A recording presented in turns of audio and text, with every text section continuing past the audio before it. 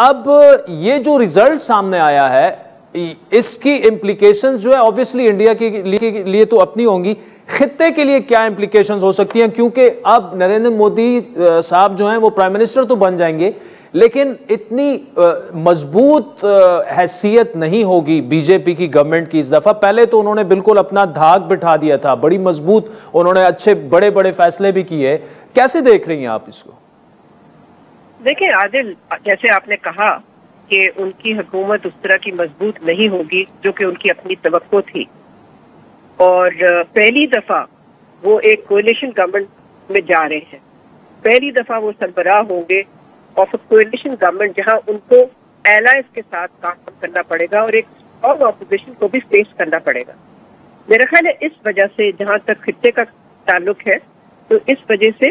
ان کا فوکس کم از کم شروع میں ڈومیسٹک کنسالیڈیشن پہ ہوگا، یعنی کہ اندرون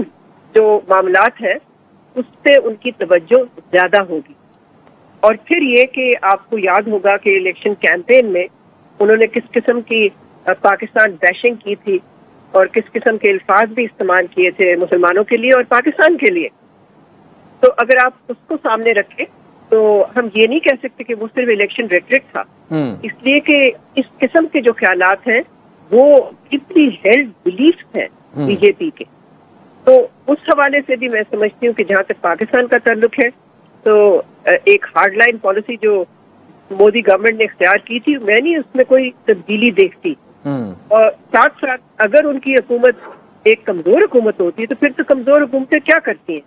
وہ تو یہی کرتی ہیں نا کہ وہ باہر جو ملک ہوتے ہیں ان کو بلیم کرتی ہے مختلف چیزوں کے لیے، اور پاکستان بیشنگ تو ان کی پرانی عادت ہے جیسے میں نے آپ کو بتایا۔